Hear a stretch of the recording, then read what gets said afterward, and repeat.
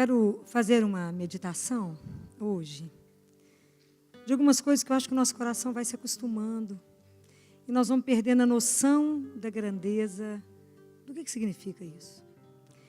Então eu quero meditar, na verdade, em cima de uma frase, mas que nós vamos correr o Evangelho todo, a Bíblia toda, a partir de uma frase.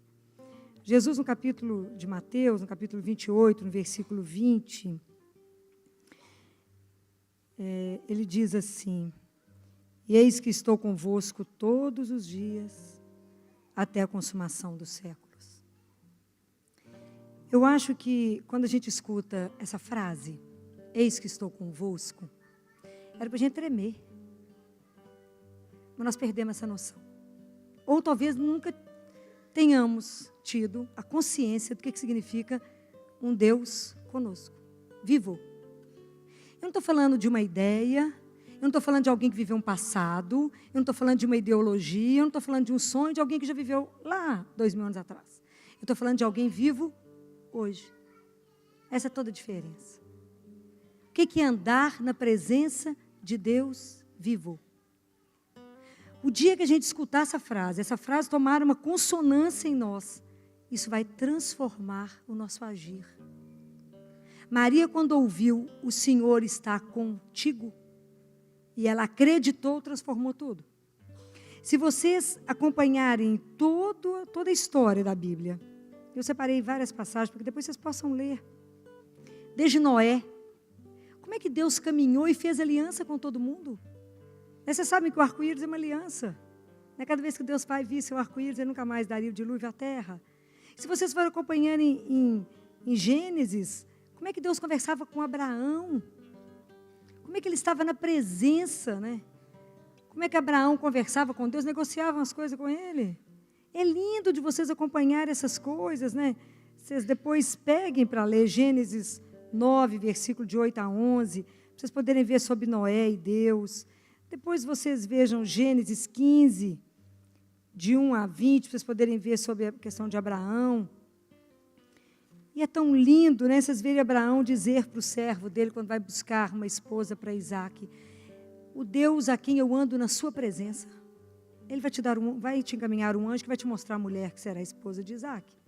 Mas ele sabia diante de quem ele estava. Nós, às vezes, ainda nos dissociamos, ainda não entendemos isso.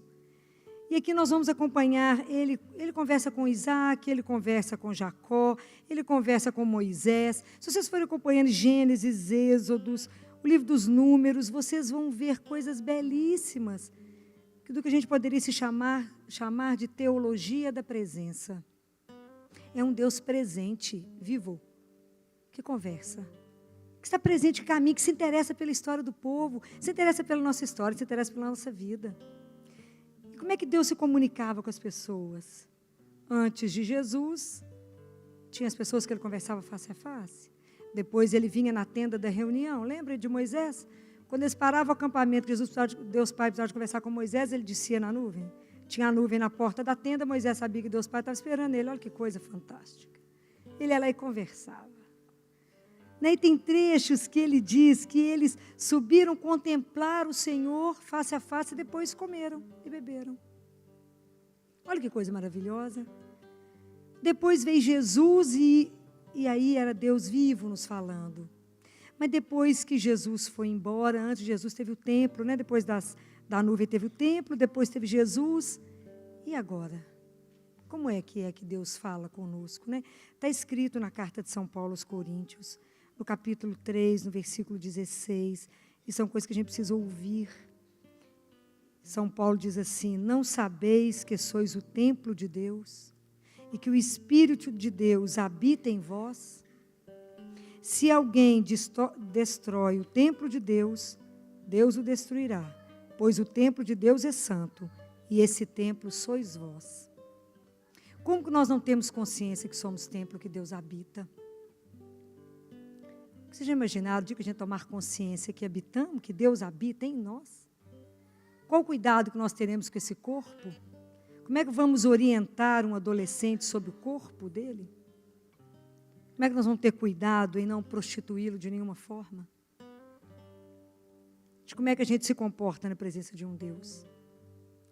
mas perdemos essa noção de sermos santos, sagrados, porque somos dele.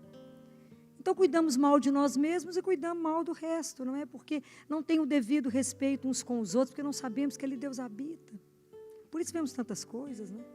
Porque esquecemos essa questão do sagrado, né? Nós perdemos a noção de ser sagrado. Perdemos isso é muito triste. Porque a gente não mais se emociona com essa palavra. Que isso que era para chorar. Vós sois o templo que Deus habita.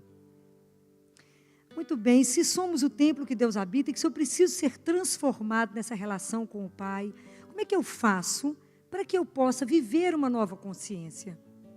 Então nós já sabemos que nós temos uma meta. Eu quero viver uma nova consciência de uma presença. Caminhar e servir um Deus vivo, que é maravilhoso. Relacionar com Ele, conviver com Ele todo dia, transmitir para as pessoas essa alegria de um Deus vivo, presente, amigo, que tem uma promessa maravilhosa de eternidade. Para cada um de nós, né? Já falei semana passada, cada um de nós foi destinado à eternidade desde o nascimento, desde a concepção. Como é que a gente faz? Porque eu vou poder viver tanta coisa só quando eu for transfigurado. Mas como eu não posso transfigurar o meu corpo agora, que depende da minha morte, tem alguma coisa que eu já posso ser transfigurado. Eu já posso fazer a transfiguração. E a transfiguração que eu preciso fazer é do meu coração. Eu preciso transfigurar o meu coração. Eu preciso que esse coração mude, para que eu possa sentir essa presença desse Deus vivo. Que eu possa viver, que eu possa entender. Porque se eu já conheço, vocês estão aqui porque o conhecem, né? Ou pelo menos já o amam, ou pelo menos ouviu falar dele, ou pelo menos seu coração busca por uma coisa que você não sabe. O que você busca? Quando você começa a entender esse homem, entender desse Deus, você fala, tem um sentido diferente na vida. E se é ele que eu quero seguir, então eu quero ser discípulo dele. Mas então eu tenho uma meta? Mas como é que eu faço para chegar lá? Eu tenho que ter um caminho. O caminho para poder transfigurar o nosso coração, nós precisamos de 3 coisas. A primeira coisa é conhecer. Como é que eu posso permitir que o meu coração vai ser transfigurado por alguém que eu não sei nada dele? Como é que eu vou conhecer Jesus? Eu preciso conhecê-lo. Santo Agostinho falou que o Antigo Testamento estava todo grávido de Deus, de Jesus, todo grávido. Que Jesus é a leitura toda do Evangelho, de toda a Bíblia, não é? Toda uma promessa que existia de alguém que chegaria. Então, e Santo Agostinho nos diz uma coisa que a gente precisa ficar alerta, né? Quando ele se converteu, ele disse, o Senhor sempre esteve comigo, eu é que nunca estive contigo. E às vezes a gente passa a vida sem entender que Deus caminha conosco, porque Ele é tão delicado que Ele não nos obriga a crer. Nós podemos viver ao largo da vida, nós podemos achar que isso é história, Deus não existe assim, dessa forma que nos acompanha. E eu posso viver como se Ele não fosse real na minha vida, presente todo dia.